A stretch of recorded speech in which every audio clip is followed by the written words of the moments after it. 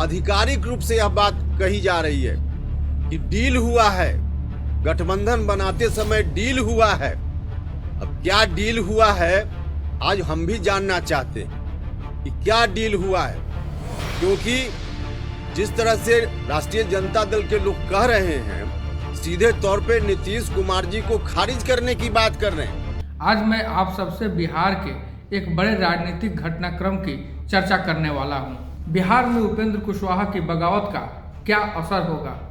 क्या सरकार पर इसका कोई प्रभाव भी पड़ेगा या यह भी आरसीपी सिंह के बगावत की तरह टाई फिस होकर रह जाएगा? यह सवाल बिहार की राजनीतिक फिजा में अभी काफ़ी चर्चा में है। यूँ तो बिहार में अभी सर्दियों का मौसम है, लेकिन राजनीतिक तपिश काफ़ी बढ़ी हुई है। उपेंद्र कुशवाहा ने एक तरह से अपना खूंटा खुला हुआ छोड़ दिया है। उपेंद्र कुशवाहा की बगावत का क्या बिहार की सरकार पर भी असर होगा? क्या बिहार में सरकार पर इसका प्रभाव ऐसा पड़ जाएगा कि सरकार भी हिल जाएगी, या फिर यह भी आरसीपी सिंह के बगावत की तरह टाई फिस होकर रह जाएगा? यह सवाल इन दिनों बिहार की राजनीतिक फिजाओं में काफ़ी चर्चा में है। राजनीतिक गर्मी बढ़ी हुई है, हालांकि यह सर्दियों का मौसम है। बिहार की राजनीति में उपेंद्र कुशवाहा ने यह कहकर सबको चौंका दिया कि वह जदयू में अपनी हिस्सेदारी के लिए रुके हुए हैं, नहीं तो वो कब के जदयू छोड़कर चले गए होते। वे जदयू से ऐसे ही नहीं जाएंगे, क्योंकि इनकी हिस्सेदारी जदयू में है, चूंकि वे जदयू के संस्थापक सदस्य रहे हैं। उधर जदयू उनकी हर बात का मुंहतोड़ जवाब दे रहा है। उपेंद्र कुशवाहा एक बात बार बार कह रहे हैं कि बड़े भाई के कहने से अगर छोटा भाई चला जाएगा तो संपत्ति की हकमारी हो जाएगी। इस बात को लेकर वो बार बार दोहरा भी रहे हैं और काफ़ी पुरजोर तरीके से उठा रहे हैं। इशारा साफ है कि वे जदयू में अपनी हिस्सेदारी चाहते हैं, लेकिन क्या उन्हें जदयू में हिस्सेदारी मिल पाएगी?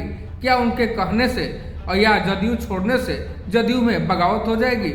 यह सवाल काफ़ी मौजूद है और इस सवाल का जवाब कुछ यूँ दिया जा सकता है कि आरसीपी सिंह ने भी काफ़ी सारे दावे किए थे जदयू से। जब वे बाहर गए थे तो उन्होंने भी कहा था कि पार्टी उनसे थी, वही पार्टी के संगठन के कर्ता धर्ता थे और उनके द्वारा ही वह संगठन खड़ा किया गया था। लेकिन हुआ यह कि उनके जाने के बाद एक भी किसी बड़े नेता ने जदयू को नहीं छोड़ा या उनके समर्थक भी उनके साथ नहीं गए। तो क्या यही हश्र उपेंद्र कुशवाहा का भी होगा या फिर उपेंद्र कुशवाहा कुछ पार्टी को डैमेज करेंगे? यह सवाल काफ़ी मायने रखता है, क्योंकि जदयू और राजद का नया गठबंधन हुआ है और नई नई सरकार बनी है और 2024 में ही लोकसभा के चुनाव होने वाले हैं। कि डील हुआ है, गठबंधन बनाते समय डील हुआ है। अब क्या डील हुआ है आज हम भी जानना चाहते हैं कि क्या डील हुआ है, क्योंकि जिस तरह से राष्ट्रीय जनता दल के लोग कह रहे हैं, सीधे तौर पे नीतीश कुमार जी को खारिज करने की बात कर रहे हैं। नीतीश कुमार जी को हटाकर अब क्या लोग चाहते हैं फिलहाल वही बताएंगे, लेकिन डील की बात लोग करते हैं तो डील का खुलासा होना चाहिए।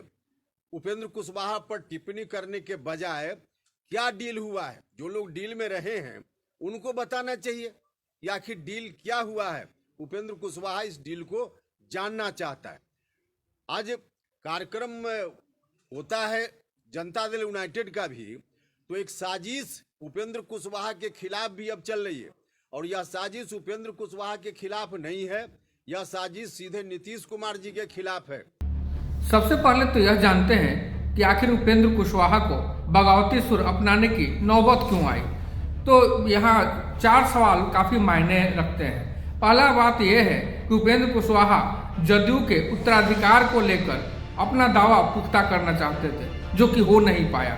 दूसरी बात यह है कि उपेंद्र कुशवाहा का विरोध जो है वो जदयू के आरजेडी में विलय को लेकर है, क्योंकि इस बात की भी काफ़ी चर्चा है कि जेडीयू का विलय आरजेडी में आज न कल हो ही जाएगा। तीसरा बात है कि लालू यादव के विरोध को भी वे टारगेट कर रहे हैं। उनका यह कहना है कि शुरू से ही उनकी पार्टी लालू यादव के विरोध में रही है और लालू यादव के विरोध के आधार पर ही उनकी पार्टी सत्ता में आई थी।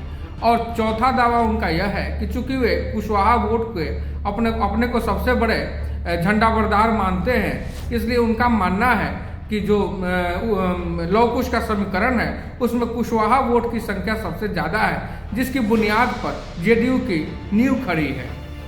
से देखो तो उपेंद्र कुशवाहा काफ़ी तामझाम के साथ जेडीयू में शामिल हुए थे।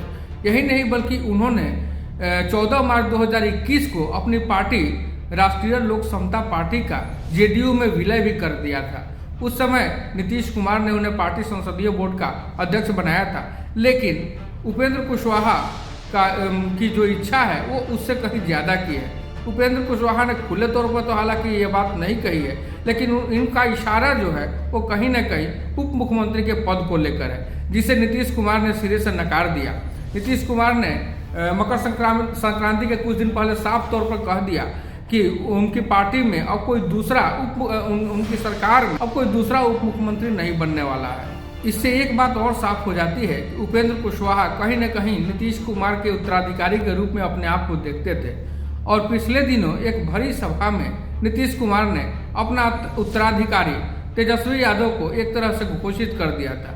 उसी के बाद से उपेंद्र कुशवाहा के दिलो दिमाग में बहुत कुछ चलने लगा था, और आखिरकार वह फूट कर गुब्बार के रूप में बाहर निकला और अब वे पार्टी से बगावती सुर अपना चुके हैं।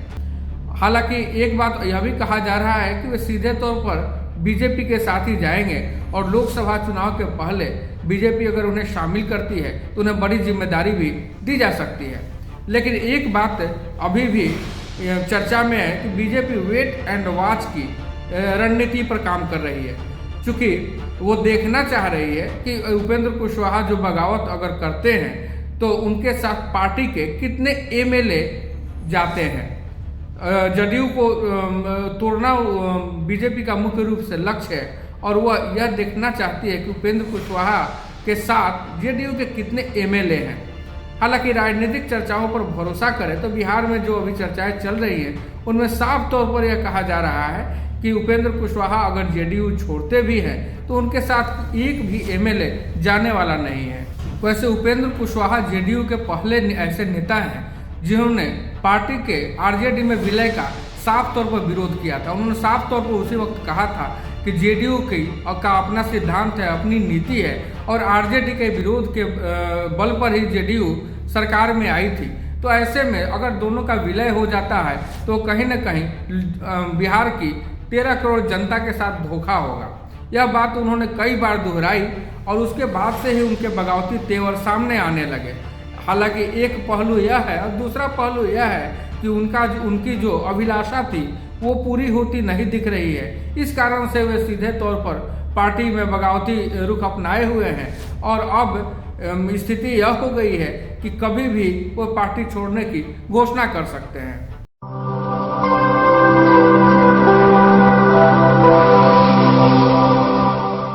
जन ज्वार जनता की